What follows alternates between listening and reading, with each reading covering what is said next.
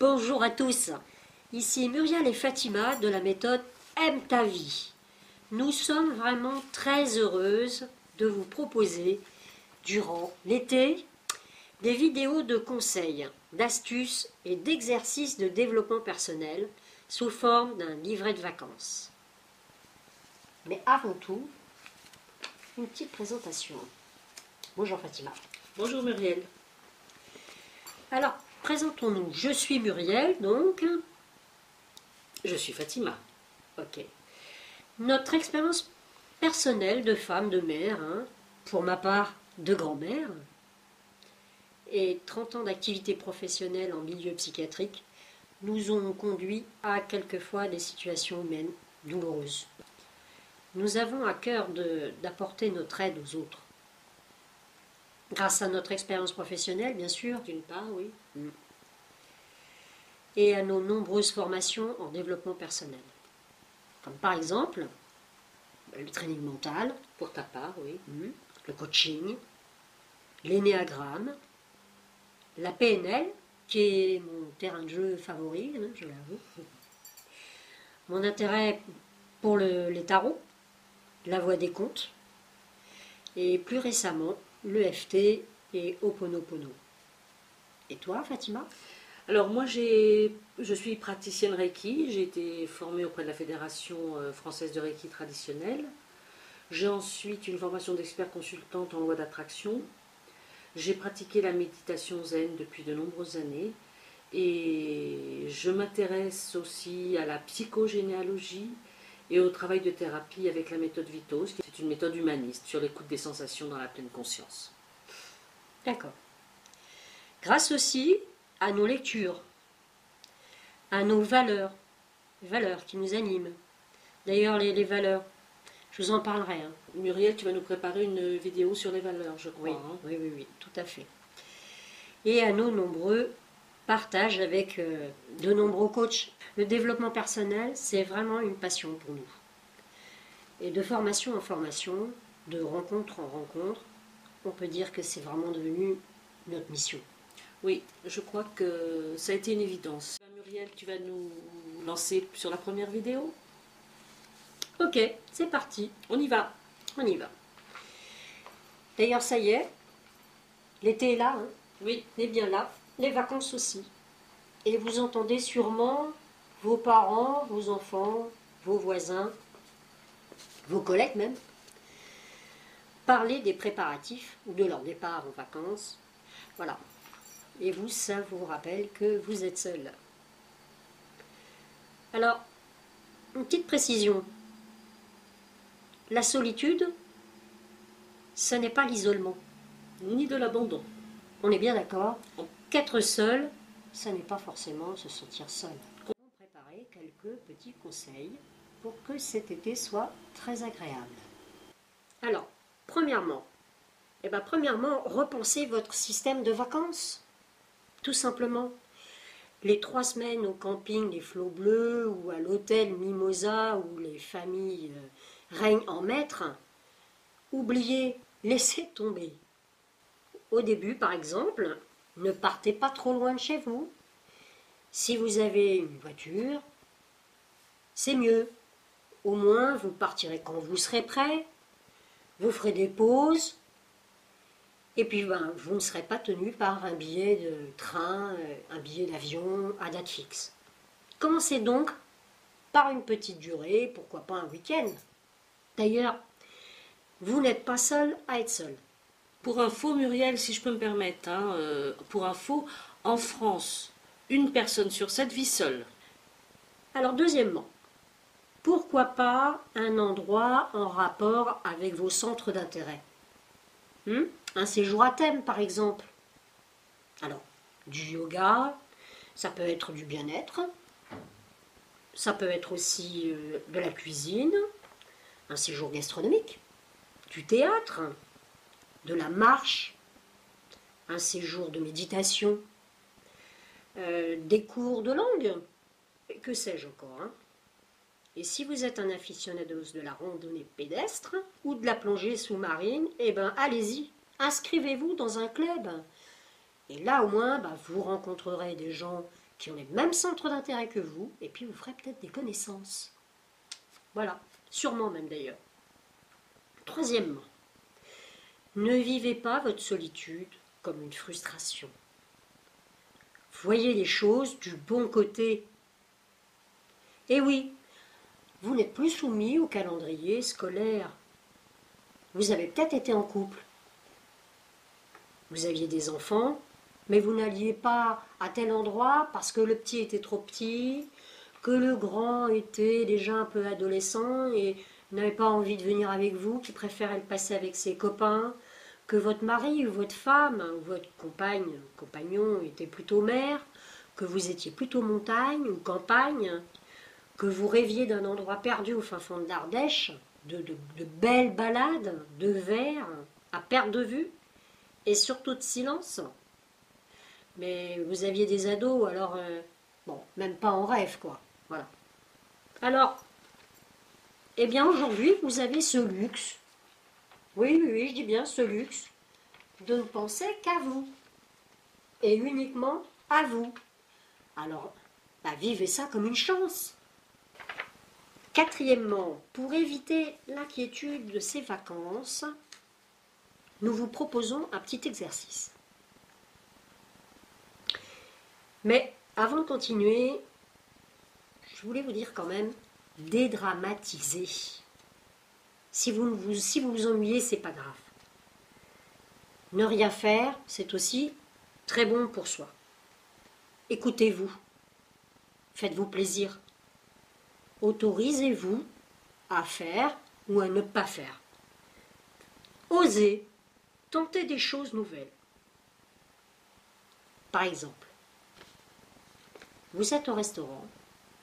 Choisissez donc un plat que vous n'avez jamais goûté. Savourez. Vous aimez. C'est génial. Vous détestez. Pas grave. La carte est conséquente et vous essaierez autre chose une prochaine fois, demain ou une autre fois.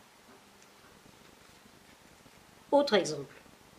Dans votre hôtel, vous remarquez là sur un mur à l'accueil une affichette d'une association qui propose une séance de yoga en pleine nature. Oui, mais voilà, vous, yoga, vous ne connaissez pas. Eh bien, tentez. Vous découvrirez peut-être l'activité dont vous aviez justement besoin en ce moment. Ces mini-expériences élargissent votre zone de confort et augmentent vos standards. Surtout, ne limitez pas la personne que vous êtes. Ajoutez une pincée de nouveauté de temps en temps et vous verrez, vous gagnerez en confiance.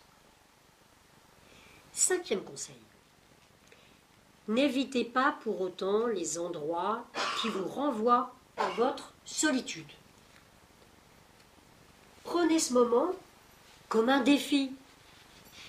Il n'y a pas mort d'homme.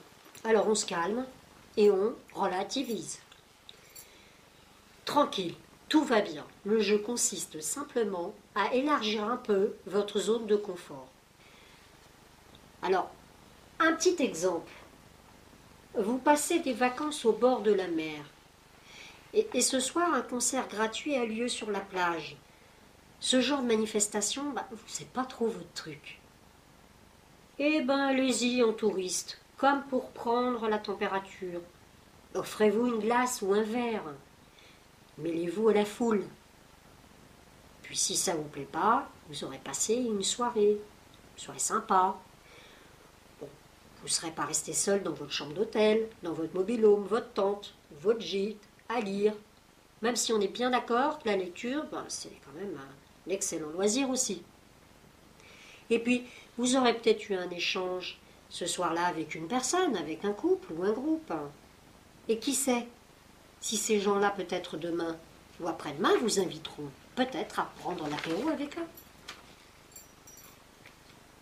En tout cas, c'est souvent comme ça que les choses se font, quand on s'y attend le moins. Encore une fois, personne ne vous jugera. Alors, pour vous aider, on a concocté un petit exercice de préparation. Alors voilà, ça y est, vous avez choisi votre destination. un endroit assez proche de chez vous, hein. On va commencer gentiment, hein. C'est surtout histoire de ne pas vous dépayser. Ça y est, vous avez trouvé votre destination, vous êtes arrivé.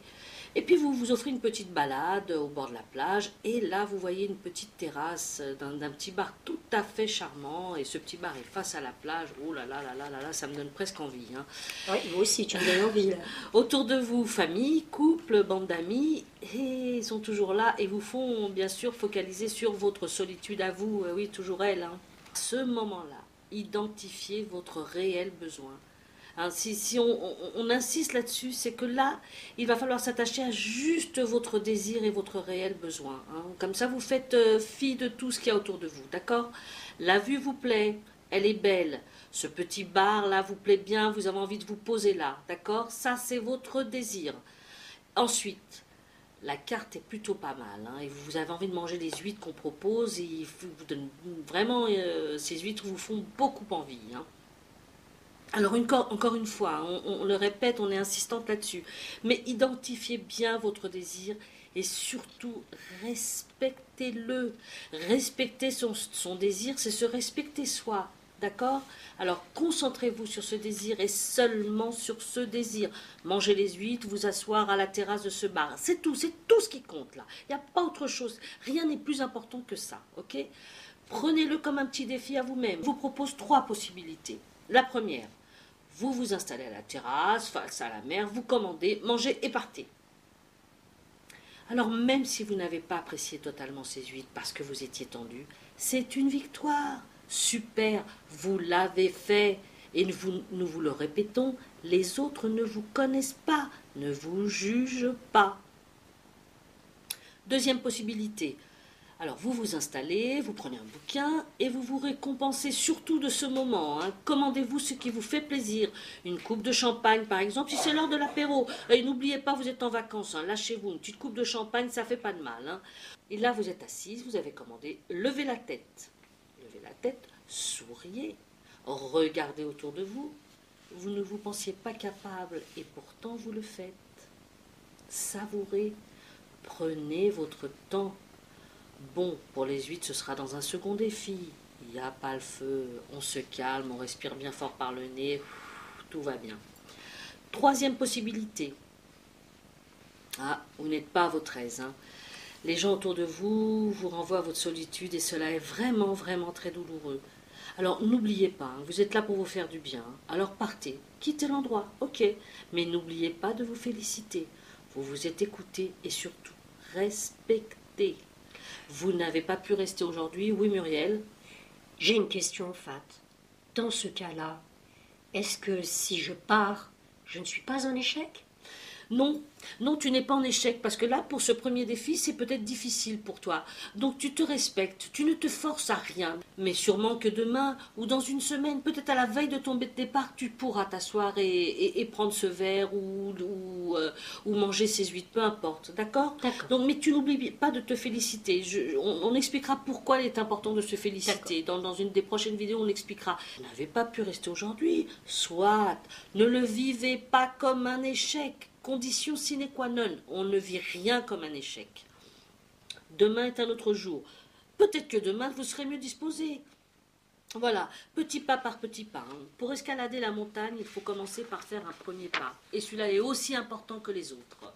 Dans cette situation, on apprend en fait à faire avec le regard des autres, hein, c'est ça, le regard des autres. Le regard des autres ou de l'autre, qui nous intimide, hein, ce regard-là, c'est un peu l'œil de Moscou, hein, il nous impressionne, il influence même parfois nos opinions et nos comportements. Ah, les autres et leur œil impitoyable seraient-ils à l'affût de la moindre de nos failles? Alors du coup, on passe à la moulinette, nos pensées, nos attitudes, on n'est plus en harmonie avec nous-mêmes. Alors oui, entre l'image qu'on aimerait donner et ce que nous sommes véritablement au fond de nous, l'écart s'agrandit. Et c'est justement dans cet écart, dans ce hiatus, que viennent s'installer cette faille cette faille qui se loge, comme le doute, la peur, la crainte, le manque de confiance en soi, la honte, la culpabilité, enfin tous ces sentiments ultra toxiques. Ne soyez pas esclave de la peur d'être jugé. Parce que vous vous rendez compte quand même, du coup en termes d'énergie, juste pour être dans le moule et ne pas se sentir rejeté.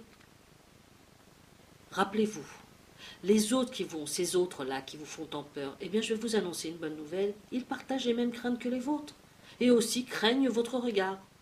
Parce que vous savez, au fond, on est vraiment sensiblement pareil. Hein. On est des humains, vous savez. Et c'est vrai, Fatima, ce que tu dis. Et c'est rassurant. Alors, pour en revenir au regard des autres, détachez-vous. Détachez-vous totalement de ce regard. Voilà. Parce que vous ne pouvez pas empêcher les gens de penser, hein, de parler, de juger. Ça, c'est impossible. Et la seule chose que vous puissiez faire, c'est de vous en détacher. Parce que si vous cherchez à maîtriser ce que l'on ne peut maîtriser, ça équivaut ni plus ni moins à de la torture mentale. Et comme dit le proverbe, les chiens aboient et la caravane passe. Muriel, je te laisse le mot de la fin. Fatima, tu nous as rassurés. Moi, je vous dis, mes amis, Fatima et moi, nous vous souhaitons le Meilleur.